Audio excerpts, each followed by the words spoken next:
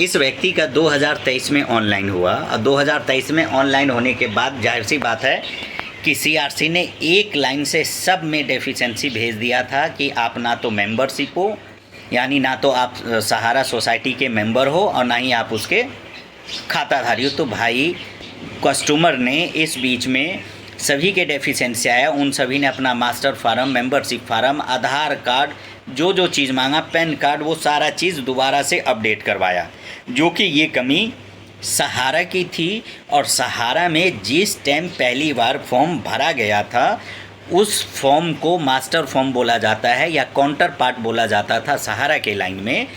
तो वो counter part जो है, काउंटर पार्ट जब तक ये व्यक्ति साइन नहीं करेगा या जब तक वो व्यक्ति साइन करने के बाद अपना केवाईसी, फ़ोटो और अमाउंट जो भी स्कीम लिया वो अमाउंट ऑफिस में जमा होता था और उसके बाद ही उनको, चाहे वो पासबुक बना हो, जैसे अब इस व्यक्ति का ये पासबुक है, अब ये पासबुक है तो ये पासबुक जो है इस व्यक्ति का तभी बना होगा जब उसने अमाउंट दिया होगा और अमाउंट देने के बाद ही इसका पासबुक सहारा के ऑफिस से बना होगा। तो ये बहुत सारी चीज़ें हैं जो आज सहारा के जमाकर्ता को सिर्फ गुमराह के अलावा कुछ नहीं कर रहा है। और सबसे बड़ा गुमराह जो है ना, अब आज के डेट में जो है सीआरसी सहारा रिफंड पोर्टल अब गुमराह कर रहा है। 2023 में इसका कंप्लेन हुआ, इसका मास्टर फार्म अपडेट हुआ, मेंबरशिप फार्म अपडेट हुआ, फिर उसके बाद दोबारा रीसबमिशन हुआ। रीसबमिशन भी अगर इसका देखिए फ्रेंड्स 27/11/2024 में हुआ, इनका 27/11/2024 में रीसबमिशन हुआ। ये सारा चीज़ ओके करने के बाद रीसबमिशन हुआ और आज जब हम इसका चेक कर रहे हैं और यहाँ देखिए इस एकदम क्लियर लिखा हुआ है HDFC बैंक, एकदम क्लियर है। और यहाँ देखिए अब सीआरसी क्या कर रहा है कि सीधा बैंक यहाँ से हटा दिया जा रहा है। और अगर हम इसके आगे भी कोई काम करेंगे तो अब इसमें कुछ नहीं करना होगा, ऑटोमेटिक इसके सारे चीज़ जो डॉक्यूमेंट यहाँ पोर्टल पे जमा है वो अपने आप दोबारा वहाँ क्लिक किया जाएगा और वो एक्सेप्ट हो जाएगा। और एक्सेप्ट क्या फ्रेंड्स, मैं आपको दिखाता हूँ इसका हर एक एक चीज़ करके। सबसे पहले तो देखिए फ्रेंड्स यहाँ पे बैंक गायब है। तो अगर इस व्यक्ति का बैंक पहले अपडेट नहीं था, रीसबमिशन या जिस टाइम ऑनलाइन हुआ, तो बिना इसके जो है इसके आगे यहाँ जब हम क्लिक नेक्स्ट करेंगे तो इसके आगे ये होगा ही नहीं। तो सीआरसी देखिए किस तरीके से सहारा के जमाकर्ता को गुमराह कर रहा है, पूरे भारत में गुमराह कर रखा है। सीआरसी सहारा रिफंड पोर्टल बनाकर एक तरीके से सिर्फ एक झुनझुना दे दिया है कम पढ़े लिखे व्यक्ति को कि उसी झुनझुना बजाते रहो और उसी में परेशान रहो।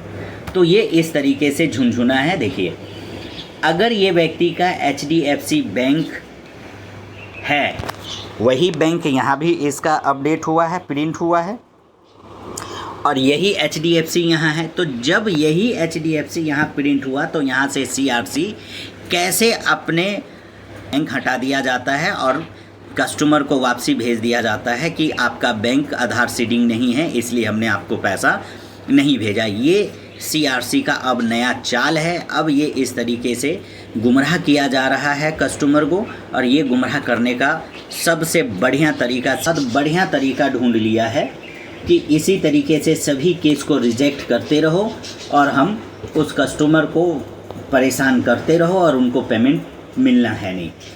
तो अब हम नेक्स्ट करते हैं। नेक्स्ट करने के बाद देखिए यहाँ पे क्रॉस दिखा दिया और यहाँ पे देखिए मैं डाउनलोड करता हूँ कि यहाँ पे दोबारा सीआरसी की तरफ से क्या रिजेक्शन आया है। फ्रेंड्स मैं एक एक चीज़ मैं आपको दिखा रहा हूँ कि आप लोग देखें और समझें कि अपना ही पैसा लेने के लिए जो है सरकार हम लोगों को कितना गुमराह कर रखा है। अब फ्रेंड्स देखिए 4 चीज़ अब यहाँ पे इसके रिजेक्शन दिया है।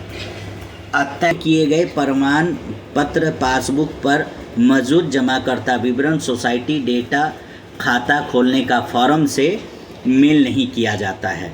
जमाकर्ता द्वारा दर्ज किया गया खाता, रसीद संख्या, खाता खोलने का फॉर्म, प्रमाण, पासबुक, लेजर से मेल नहीं खाता है। जमाकर्ता द्वारा दर्ज की गई सदस्य संख्या, खाता खोलने का फॉर्म, सदस्य फॉर्म, प्रमाण, पासबुक, लेजर से मेल नहीं खा रहा है। सोसाइटी द्वारा अपलोड किए गए खाता खोलने का खोलने के फार्म की स्कैन की छवि वैध पाठनीय नहीं है, कृपया सोसाइटी से संपर्क करें। हाँ फ्रेंड्स, मैं आपको इसका एक एक चीज़ में दिखाता हूँ कि CRC जो है किस तरीके से कस्टमर को भेज दिया। अरे भाई, जब यही रिजेक्शन आपको भेजना था तो इस व्यक्ति से आपने मास्टर फार्म, जब इस व्यक्ति ने ऑनलाइन करवाया, जब उसके बाद इसका मास्टर फार्म क्लियर मैं दिखा रहा हूँ फ्रेंड्स, देखिए एकदम क्लियर लिखा हुआ है मास्टर फार्म और AOF फार्म और रीसबमिशन, एकदम क्लियर लिखा हुआ है। और उसके बाद अब दोबारा इसको डेफिशिएंसी भेज दिया है कि अब आप में ये सारी कमियां। अब मैं आपको दिखाऊं, जब इसका मास्टर फार्म अपडेट हुआ तो हर एक एक चीज़ चेक किया गया और हर एक एक चीज़ चेक होने के बाद ही इसका जमा हुआ। अब देखिए फ्रेंड्स, इसमें दिखाया कि पासबुक, तो पासबुक भी मैं आपको दिखाता हूँ फ्रेंड्स।